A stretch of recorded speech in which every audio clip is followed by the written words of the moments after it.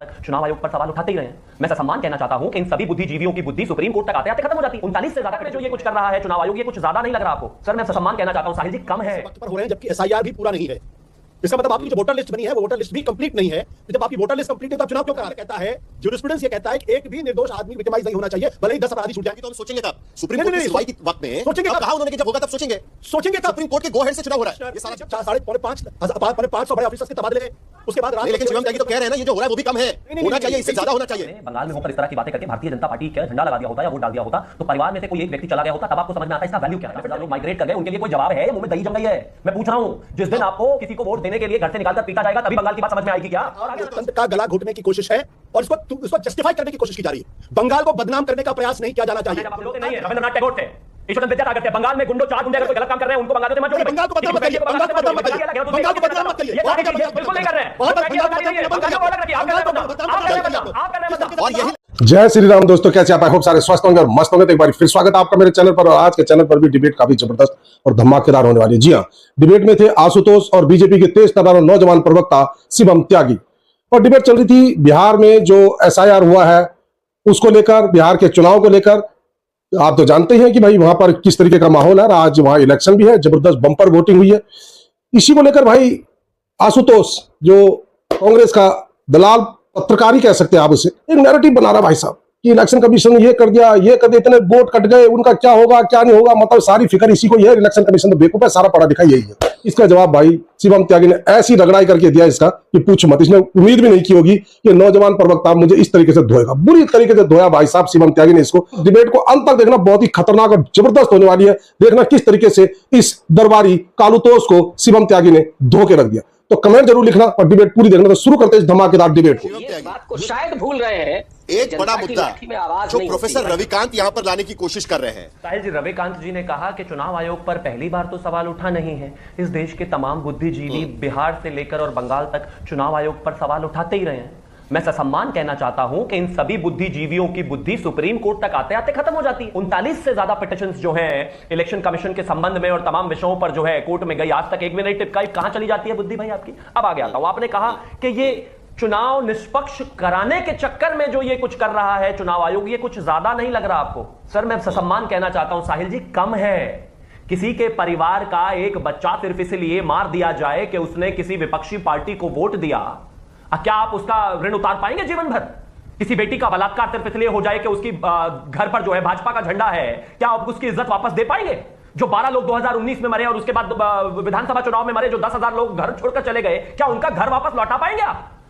आपने कहा कि सिचुएशन जो है बहुत ही क्रिटिकल बनाई गई और ये कहा गया है कि स्थितियां बहुत खराब है, क्योंकि स्थितियां खराब है। किसी कोई और राज्य में बताइए, बंगाल के अलावा कहां हाल खराब है? बता देता हूं शिवम, कहां ऐसा राज्य है जहां पर चुनाव में किसी को वोट देने के लिए मार दिया गया हो? आप में स्वयं प्रकाश पुरोहित, यानी जितना हो रहा है उतना कम है। आपको मौका मिलेगा। बीजेपी तो कह रही है कि और भी होना चाहिए। स्वयं जी 10 सेकंड दे दीजिए। चलिए 10 सेकंड, उसके बाद स्वयं प्रकाश पुरोहित बात करेंगे। 10 सेकंड दे दीजिए। 10 सेकंड गिन के 10 सेकंड, मात्र 10 सेकंड, मात्र 10 सेकंड।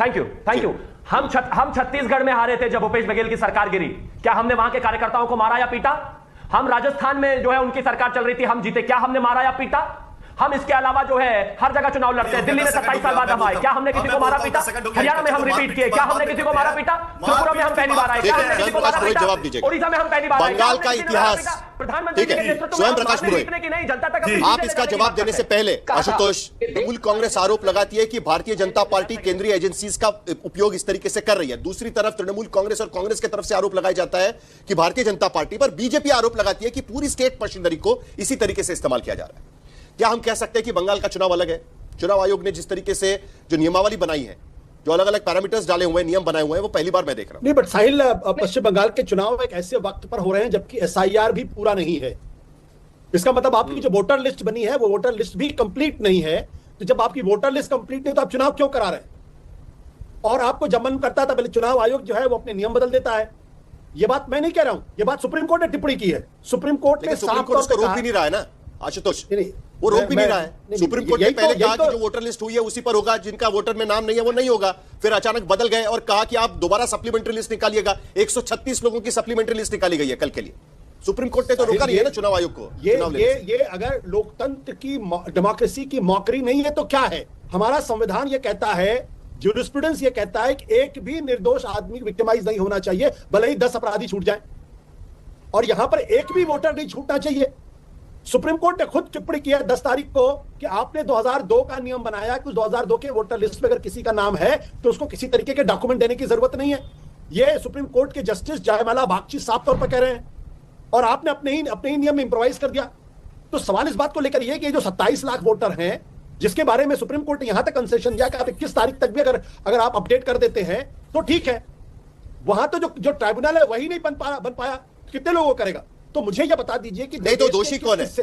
दोषी कौन है आशुतोष? दोषी कौन है? मैं अपनी बात कंप्लीट करूं। मैं तो ये कह रहा हूं कि जो ये लोकतंत्र का मजाक बनाने की जो बात की जा रही है, अगर ये मजाक नहीं है तो फिर क्या चीज है?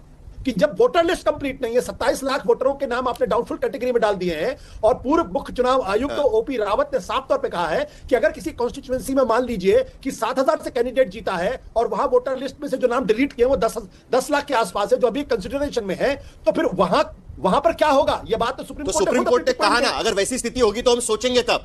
सुप्रीम कोर्ट की सुनवाई की वक्त में सोचेंगे कब कहा उन्होंने कि जब होगा तब सोचेंगे कब? सुप्रीम कोर्ट के गो हेड से चुनाव हो रहा है, ये सारा जब लोकतंत्र की हत्या हो जाएगी तब सोचेंगे। मैं तो ये सवाल कर रहा हूं। बोल रहा है सुप्रीम कोर्ट। मैं ये सवाल पूछ रहा हूं भाई कि जब वोटर लिस्ट कंप्लीट नहीं है, 27 लाख वोटर को डाउटफुल लिस्ट में डाल दिया गया है, तो अगर ये लोकतंत्र का मजाक नहीं तो क्या मजाक है? मेरी समझ नहीं आ रही। गौतम लाहिरी, मेनी फर्स्ट, बहुत चीजें ऐसी है बंगाल के चुनाव में जो पहली बार हो रही है। लॉजिकल डिस्क्रिपेंसी पहली बार, चुनाव होने के एक दिन पहले तक वोटर लिस्ट का अपडेशन पहली बार, चुनाव से पहले जिस तरीके के नियम बनाए गए हैं वो पहली बार।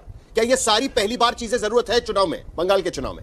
साहिल, मुझे ऐसा लगता है कि पश्चिम बंगाल में एक नए तरीके का प्रयोग हो रहा, और यह प्रयोग वाकई में लोकतंत्र विरोधी है, लोकतंत्र समर्थक मेरी समझ में नहीं आ रहा। आप वहां के चीफ सेक्रेटरी, वहां के होम सेक्रेटरी, वहां के डीजीपी, वहां के कमिश्नर, 550 बड़े ऑफिसर्स के तबादले, उसके बाद नहीं, लेकिन शिवम त्यागी तो कह रहे हैं ना ये जो हो रहा है वो भी कम है। नहीं, होना चाहिए, इससे ज्यादा होना चाहिए। इसीलिए मैं कह रहा हूं कि ये जो प्रयोग पश्चिम बंगाल में किया जा रहा है, ये प्रयोग देश के लिए बहुत अच्छा है या घातक है, देखने की बात है। अगर यह प्रयोग कामयाब होता है तो पूरे देश के लोकतंत्र के लिए एक बहुत बड़ा सवाल खड़ा हो जाएगा कि आप ऐसे भी चुनाव करा सकते हैं। सबसे बड़ा सवाल है शिवम त्यागी। देखिए, मैं एक चीज कहना चाहता हूं कि खास तौर पर अगर हम बात करें आशुतोष जी की, तो आशुतोष जी, मेरा और बाकी सभी पैनलिस्टों से एक निवेदन है, आपके लिए एक्सरसाइज शायद बहुत बड़ी होगी, क्योंकि आप अपने एयर कंडीशनिंग रूम में बैठकर इस तरह का डायलॉग कर पा रहे हैं, क्योंकि आप एक डेमोक्रेटिक सरकार के अंतर्गत आने वाले राज्य में बैठकर ये चल पा रहे हैं। वरना तो अगर आपने बंगाल में होकर इस तरह की बातें करके भारतीय जनता पार्टी का झंडा लगा दिया होता या वोट डाल दिया होता, तो परिवार में से कोई एक व्यक्ति चला गया होता, तब आपको समझ में आता इसका वैल्यू क्या है। मैं फिर से वही कह रहा हूं, 60 लोग मरे 21 में, 19 में मरे अप्रॉक्सीमेटली 15 लोग, उससे पहले 16-17 में 12 लोग। इनके परिवार वालों को, और जो परिवार के 50,000 लोग माइग्रेट कर गए, उनके लिए कोई जवाब है या मुंह में दही जम गई है? मैं पूछ रहा हूं, जिस दिन आपको किसी को वोट देने के लिए घर से निकालकर पीटा जाएगा, तभी बंगाल की बात समझ में आएगी क्या? और आगे आना चाहता हूं मैं, 10 सेकंड और दीजिएगा। एक बहुत बड़ी बात राजनीतिक पार्टी के कार्यकर्ता होंगे तभी आप समझ पाएंगे। थोड़ा सा सम्मान, जल्दी से जवाब दीजिए शिवम, दोबारा आऊंगा आपके पास। सुन लेते हैं ना, आपने कहा कि इसी पे बैठ के बोल रहे हैं, एक बार जवाब सुन लेते हैं प्लीज आशुतोष, जल्दी से, फिर शिवम देखिए, ये खुलेआम लोकतंत्र का गला घोटने की कोशिश है और इसको जस्टिफाई करने की कोशिश की जा रही है।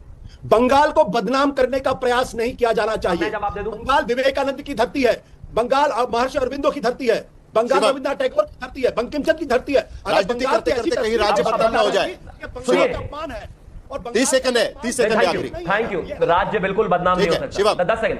राज्य बंगाल की रिजेम्बलेंस गुंडों से नहीं है, रविन्द्रनाथ टैगोर से, ईश्वरचंद्र विद्यासागर से। बंगाल में 4 गुंडे अगर कोई गलत काम कर रहे हैं, उनको बंगालियों से मत जोड़िए। बंगाल को बदनाम मत करिए, बंगाल को बदनाम मत करिए, बंगाल को बदनाम मत करिए। ये सारी चीजें बिल्कुल नहीं कर रहे हैं। बहुत बंगाल को बदनाम को अलग रखिए। आप कर रहे हैं बदनाम, आप कर रहे हैं बदनाम। और यही लड़ाई है बंगाल के भीतर आज की स्थिति में, और इसी के बीच कल पहले चरण के चुनाव में वोट देखा आपने किस तरीके से नैरेटिव बनाने की कोशिश करा था। ये कालू तोष की सारा ठीक रहा, इलेक्शन कमीशन पे फोड़ो, बीजेपी पे फोड़ो और अमित शाह पे फोड़ो, मतलब कि कहने की हद नहीं। इन्हें जो कुछ भी मिलता था इन्हें सारा कुछ लपेट के जेल दिया कि भैया आज तो पश्चिम बंगाल में चुनाव है तो कुछ तो असर पड़ेगा ही उसका। लेकिन भाई साहब, पश्चिम बंगाल ने तो धो दिया। अब देखो किसकी तरफ क्या जाती है। वोटिंग बम्पर हुई है जबरदस्त तरीके से, तो इसी को लेकर भाई आपने देख लिया, शिवम त्यागी ने अच्छी तरीके से रगड़ाई कर डाली। तो आई होप कि आपको डिबेट पसंद आएगी। डिबेट पसंद है लाइक कीजिए, शेयर कीजिए, चैनल पर नहीं तो सब्सक्राइब कीजिए। मिलता हूं फिर किसी नई डिबेट के साथ, तब तक जय श्री राम।